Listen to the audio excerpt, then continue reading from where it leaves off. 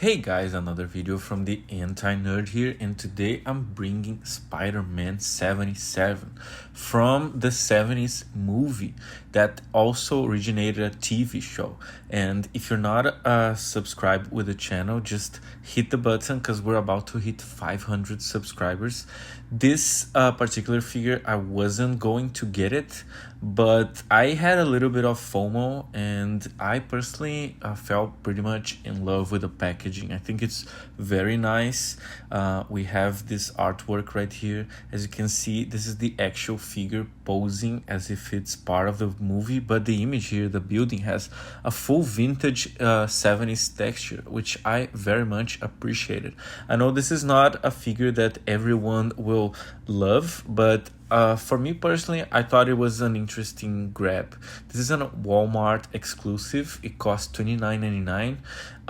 It doesn't come with many accessories, but it does presents a very truthful, faithful representation of this particular Spider-Man, the one from the 70s. So that was one of the first, might be even the first American live action adaptation of Spider-Man. Here's the background inside the packaging. I thought that was a very nice detail. And yeah, I don't know if you're into this version of Spider-Man, but it's definitely worth checking it out because it is the first time they try to make a live action Spider-Man with those crazy action scenes, the web effects. Here's the figure outside of the packaging. It has a different mode from the most recent Spider-Man Marvel Legends released by Hasbro. It comes only with one set of extra hands. I'm gonna show in a bit, and also these two web effects which have been previously used in figures such as the also Walmart cell shaded Spider-Man. Here's the hands, very iconic hands. I do believe they might be the same as the Japanese Spider-Man that I don't have. Also comes with this web effect right here. That's pretty much basically a white rope, but it is kind of cheesy, but it does represent the web in the show. So definitely check that on YouTube. At least the opening, you're gonna understand what I'm talking about. So yeah, he comes with this wrist watch bracelet accessory. You can remove it, but you're not supposed to because that's how the costume was in that movie. He also has a belt, and it's totally pinless. He has a hole on his back to attach some sort of accessory. So first aesthetic failure right here. Let's analyze a little bit the aesthetics. I don't know why they put this hole because he doesn't have any accessory, so kind of useless feature. And here are his thighs. He doesn't have much articulation in the torso. He only has this ab crunch and also his rotation in the wrist, right? So in the waist. And then his glasses right here, those are very different. He does not have a boot swivel, which never seen in a Spider-Man made by Hasbro before, at least those with the classic custom.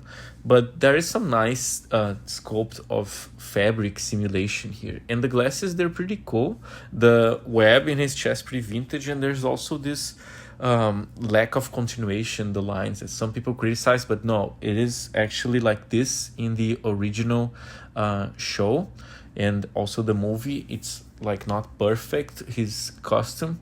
So his head doesn't go that much further up. I thought the range was very limited. Like you can get it from the picture, but it's not as easy to pose the head or well articulated as the other Spider-Mans. He does have these nice double elbow joints, right? And he does not have a butterfly joint, which, as I said, this is a very particular mold that's not super articulated. I think maybe they went with this because this Spider-Man, he's not like he does crazy poses like let's say a more McFarlane style Spider-Man that needs all that articulation.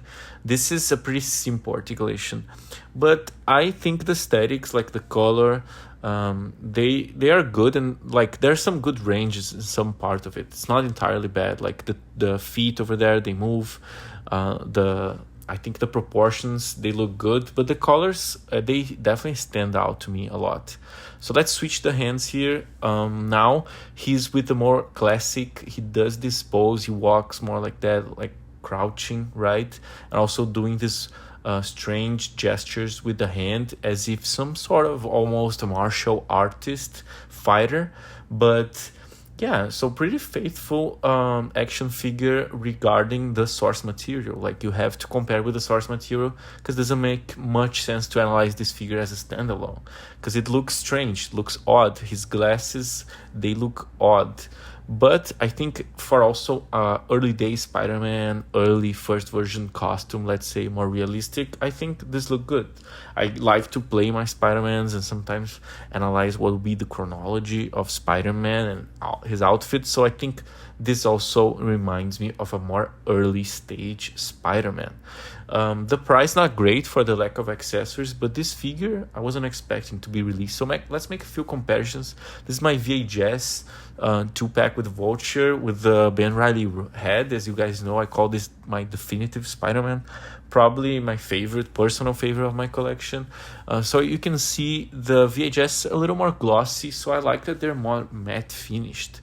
The more recent Marvel Legends, I hope they continue doing this with less shiny effect. I think the articulation is very similar to this Ultimate Spider-Man over here. However, this Ultimate Spider-Man is older and he has both swivel, which this new one does not have. So even an old figure of Marvel Legends Spider-Man is comparable with this new one. Here's the retro. I think this is a very valid comparison, because the retro is already like 5 years old, but he was such a big leap of articulation regarding his previous Spider-Man, like the Pizza Spider-Man. And he has crazy butterfly joints. He has this ab crunch combo with the up torso rotation, which is true game changer in Spider-Man figures. And he's pretty glossy.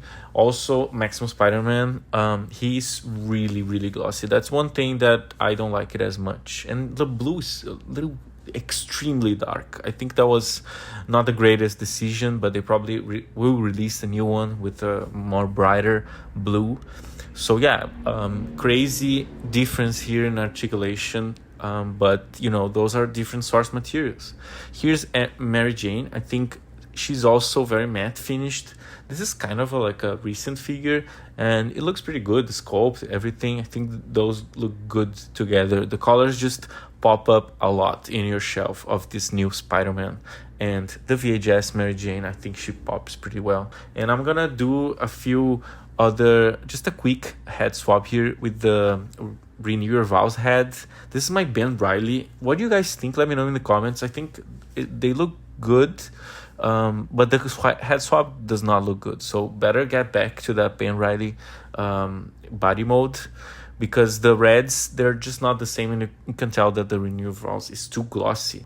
So I am pleased with this figure. I'm gonna give a grade 8 out of 10 for this 77 Spider-Man.